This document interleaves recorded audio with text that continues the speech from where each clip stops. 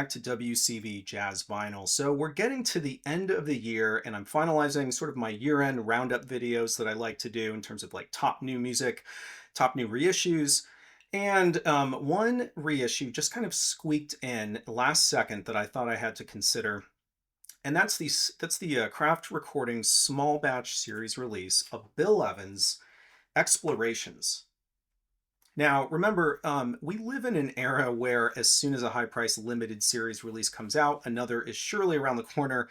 My money on this is probably with the original Jazz Classic series. But in the meantime, let's talk about this particular release and how it sounds compared to an original pressing, as well as the Analog Productions 45 RPM series that came in that like box set. So that's what we're going to try to tackle. Like and subscribe if you'd like, and here we go. All right, so before we talk about this release, let me give you some context because you know I like to talk about that. So Bill Evans' Explorations was released by the Bill Evans Trio, which was comprised of Scott LaFaro and Paul Motian. It was recorded and it was released in 1961. It's actually about a year after Bill Evans's prior album, which was titled Portrait in Jazz. And in that sort of year-long period, he was only really recording on other people's albums and supposedly was struggling with some addiction issues. But just for a little bit of more context on this, the album was recorded 5 or so months before his recording for what was it, Sunday at the Village Vanguard, as well as Waltz for Debbie, which I think was like June of 1961. And so what that means, because Scott LaFaro would then die just a month later, or maybe even less than a month later, I think it was like weeks later, that makes Explorations the second and last studio recording with this particular trio. Which is kind of crazy because I feel like it's such an iconic trio that surely there must be more than just two studio albums, but it turns out not. And maybe some of the love for this particular trio is because of some of those live albums, right, that aren't studio albums. Um, so if I'm thinking about where this album falls in terms of Evans's entire discography, like what's the most iconic albums? I don't know that Explorations is necessarily at the top, but it doesn't mean that it doesn't deserve sort of the status of being recognized as a fantastic album. I mean, certainly Waltz for Debbie and Village Vanguard probably belong at the top for me, as well as Portrait in Jazz. But listen, Explorations is certainly a masterpiece, among many in Evans's discography, and I think it was a great objectively a great choice for the small batch series. I know that there's a lot of there's a lot of fans of this particular album. So,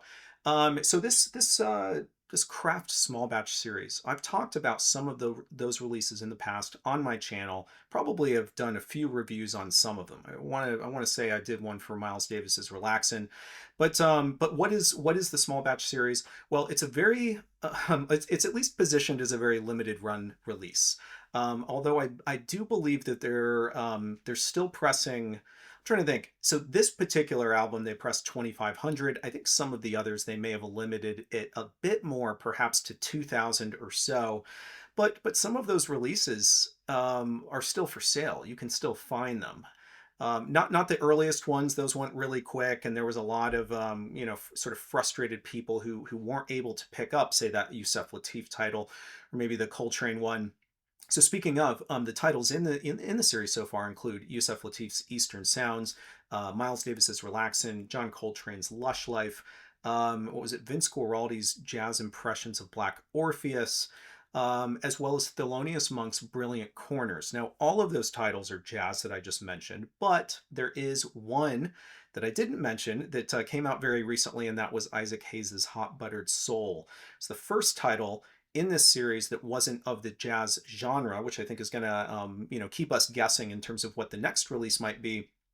That one is also the only release of these that I didn't have any interest in picking up. So I'm not a completist. It is about, I do choose to buy certain things based on whether I think I'm going to like the music, or whether I know I like the music, or whether I know I want to spend $100 on an item for a premium edition. And to that point, each of these do retail for $99. So they're not the cheapest releases out there, but they're not the most expensive either. All right, so what makes this title premium? Let's kind of talk through some of that, and then I do want to talk a little bit about the music and again this sort of brief comparison, as well as just more of my general thoughts in terms of how does this music sound. So one of the things that makes it premium is the packaging, and I know a lot of people would often say I'd rather have a standard cover and not pay the premium for the packaging, but you know, you can't argue that the packaging isn't part of the reason why this is a premium item, but it's not the only reason. So this again is what the packaging looks like. So the replication of the cover is right here, this sort of glossy, you know, sort of insert. This is a matte finish. It's very nice, sort of sturdy cardboard. They've done this exact same thing for each of the titles so far. And they always put in the, you know, it's a numbered edition, right? So mine happens to be number 2016. So it's a later, you know, later number, but I'm not the sort of person that really cares whatsoever about that. One interesting item to sort of point out for those of you who are nerds about this small batch series, they include, I'm not sure why, but they include a different shape on the spine, which is right here, and it looks like they've included a hexagon for this one. It's just kind of interesting because when you're looking at them, this is such a nerdy, like, you know, record collecting thing. But when you're looking at them on the shelf, and you see, this is so stupid, and you see them all together, you know, you've got like the square, the circle, the diamond, like, you know, etc., triangle, like there's, you know, and now we have the hexagon. So I don't know why they're doing that. You know, you can obviously see it right here as well. I I mean, yeah, I don't really know. Is it because this is the sixth release and so next is going to be like a seven-sided shape? I haven't actually done I haven't done the math on that. Maybe it could be that. Maybe that is like sort of the subtle thing, and I'm just figuring this out for you. But in any event, it comes with this, which again is very nice, matches the style of the others. It also comes with a very brief booklet that gives you some technical info in terms of where they sourced, excuse me, where they sourced this material from, and then there's also just a lot more explanation in here as well, and pictures of the master tapes because everybody likes to see those. So within that sort of more robust outer jacket, you do have a what I think is a really lovely replication of the cover. And in fact, I think that this is probably a better job. I'm not going to do like a full comparison, I don't think. No, I don't want to of each of the three covers. Plus the fact that my original is mono, and so it, you know, doesn't have the badging up here. But what I will say is that this is a great replication of the original cover, although this is glossy and the original would have been matte. But compared to the Analog Productions version, you know, both are glossy. Both are, I would say, similar in terms of the tone that they use. I want to say the AP edition is a little bit warmer on the cover than this. But where I think this one stands out is probably more on the reverse. So where the AP edition is just glossy as the front is on the back, and obviously it's a little bit thicker because you have two 45 RPM discs in there.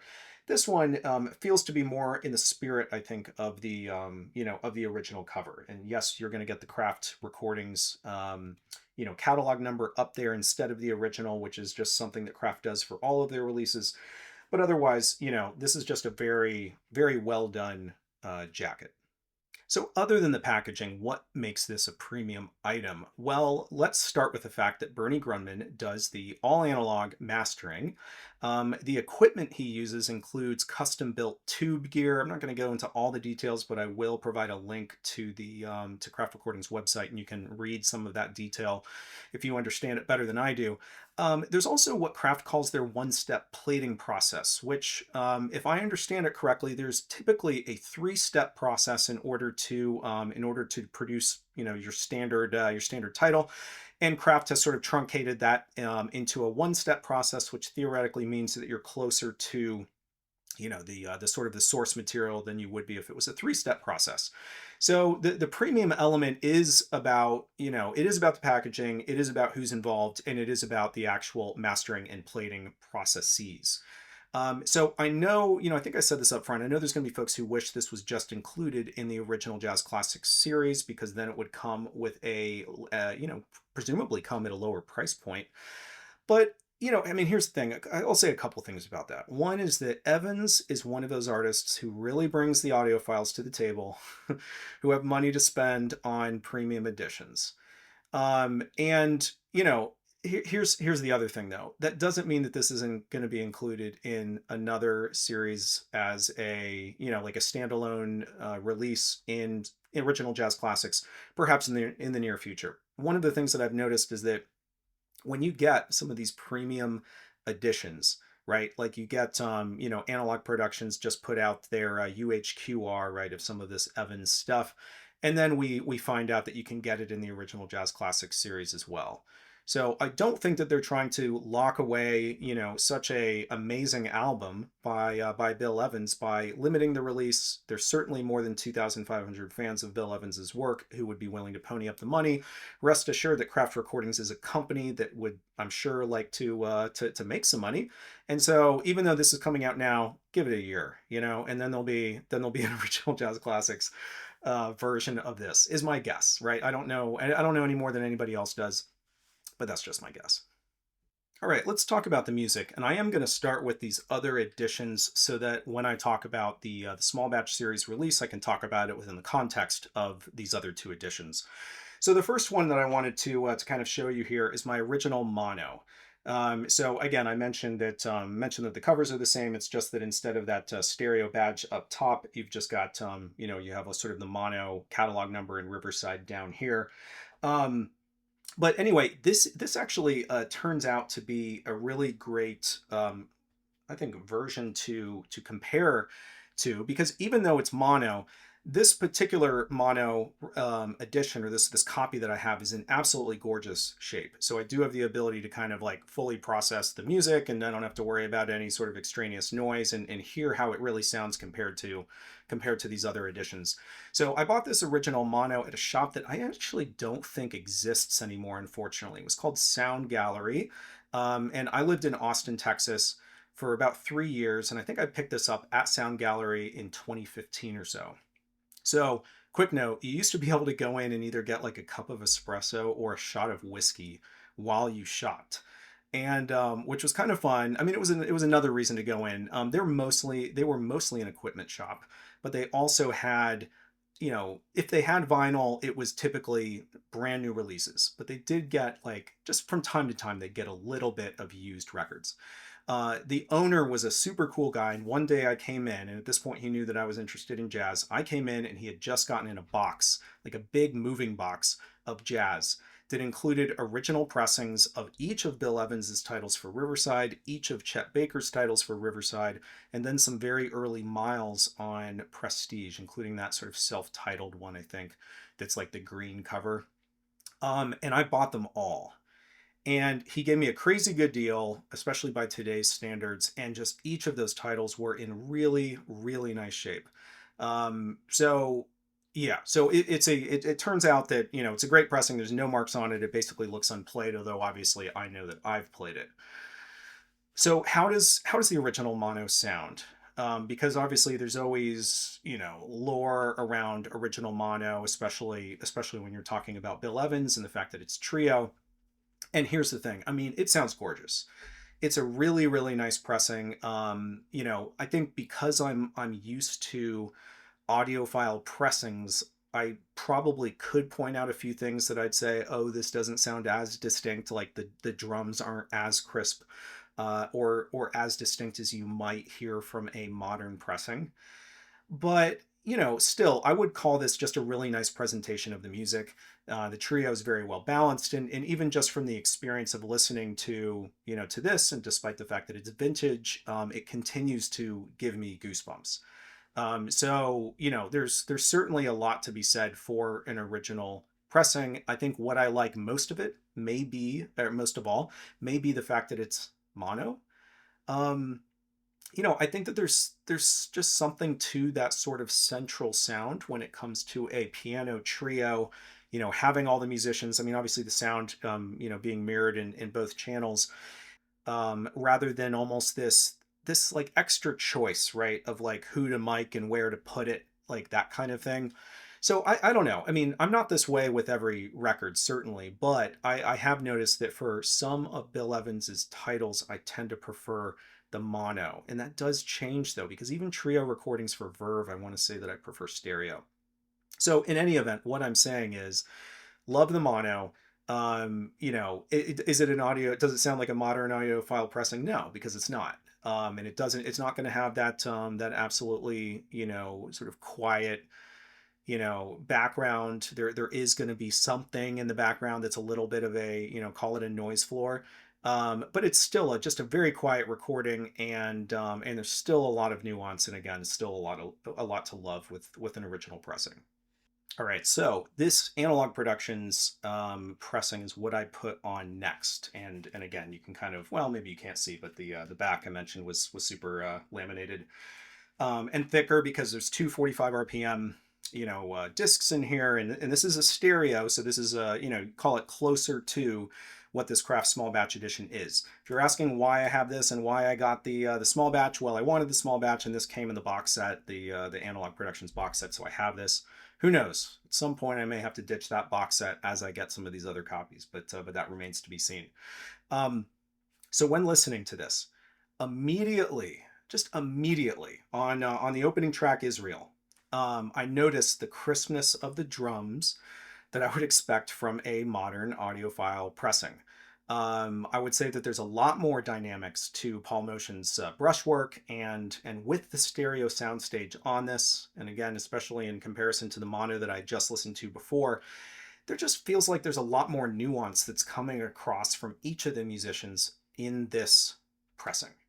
Now, I will say that I would say that even understanding that it's stereo, I noticed a bit of a panning effect here with the piano in the right channel and the drums and bass in the left. And okay, like it isn't as clean as that. It's not like the piano's only in the right channel. I'm not saying that. In fact, the piano and the drums are somewhere in the middle, but it just feels like the piano is much more prominent in the right channel.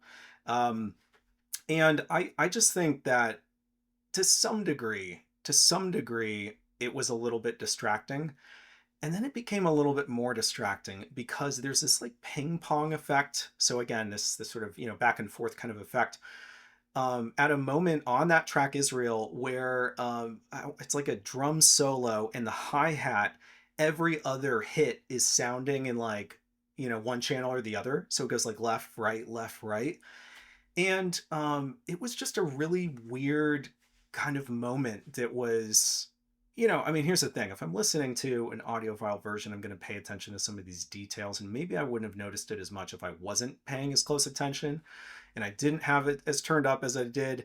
But, it was just, it was a little bit distracting. And at the same time, like what hit me as I continued to listen to this edition is that this is the sort of version that is like just really, really compelling to folks who have great equipment, because it highlights all of these things, and yes, there's so much sonic detail in this pressing, um, and the depth of the bass, and like there's better dynamics, and all of these things that audiophiles like to hear, and yet in a way I wanted to pay attention to the music rather than sort of the sonic candy, if you will, that that is so present in so many of these Analog Productions editions. So that's, I don't know, I can't take away my initial impression from listening to this for the first time in quite a while, actually, and especially having just listened to the mono. That was my reaction. All right, so sort of the moment that we've all been waiting for is what do I think about the small batch edition, right? Um, so this is what I would say. It's a little bit in reaction to what I've said about the mono and the stereo, right? But that was by design. Um, so what I would say is, if you're the sort of person who wants the most detailed version that you can get, and you really want to hear your equipment sing, you're probably going to be the happiest with that Analog Productions 45 RPM version. If, on the other hand, you want the most natural sounding presentation of the music, and I would say the warmest sound as well, I think that you're going to want this Craft small batch series edition. So, I kind of mentioned this already, right? The AP edition, or the Analog Productions edition, is certainly flashy. Sometimes in like a surprising way, where you're listening to music and all of a sudden you're like, oh God, like what just happened, because this loud noise came from one of the channels that was a drum hit or something. Um, but on the other hand, the Craft edition is just really gorgeous in kind of like a subdued, relaxing way, and a way that I actually think probably fits the music content the best, certainly compared to that AP edition. If I were to expand on this maybe a little bit more, I would say that Bill Evans's touch on the keys is more, I don't know, like distinct isn't the right word. There's almost like a roundness of the notes, and I think it's because there's better sustains that are audible here, because it is more subdued, and it is more nuanced. And so if you listen to, you know, like if you listen to Bill Evans's playing, you know exactly when he takes his hand off the keys, and it's not abrupt. It's not like the sound just stops, because that's not how a piano is, right? The sound doesn't just immediately stop. There's some reverberation, even if he's not pressing on the pedal. Um, I say reverberation, sustain. And so what's really interesting to me is that at the same time that I'm saying that this one isn't perhaps as detailed, or at least the sonic detail isn't as much out front and flashy, there's enough of it where it counts, to where if you are paying attention to the music, you still hear it. But again, it's more subdued, and it's not in your face. The drums are not nearly as like kind of oddly louder in some situations, like it is on the AP. It just feels like it's more balanced. And I think from like a from a listenability standpoint, I think that this is the better sounding of these modern pressings. Now, do I wish that Craft did a mono using their process? Maybe. Like I might actually prefer that. I'm not entirely sure. I will say that the ping pong effect and the sort of the pan is not as present on this, because you don't have, again, these like very loud differentiating kind of sounds coming out of both channels. So it's not as much of a panning effect, even though there obviously still is a stereo soundstage. Um, but yeah, I mean, nuance. Like, why do I need to keep going on and on? It's nuance. This is the better sounding one for those reasons.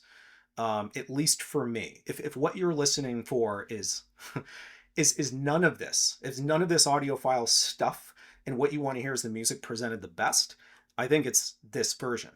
But again, I know that there's folks out there who really want to they really want to hear what their equipment can do, and in that way, I think there's an opening for preferring the AP edition. It's just not what I prefer.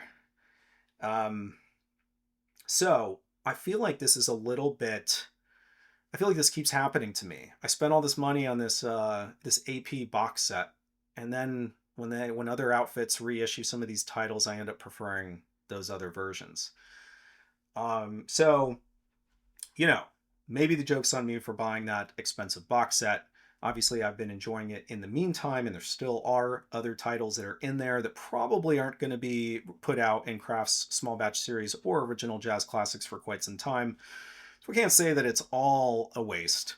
But what I also can say is that Craft is doing a great job with these small batch series editions. If you're the sort of person who picked up Miles Davis's Relaxin' and you were like, I'm out, I'm not doing this anymore, too much audiophileness, I would agree with you on that one. It's too hot. The cymbals, it was like too much. Maybe it was the brushes. I'm trying to remember what was too much about it, but it was like very hot.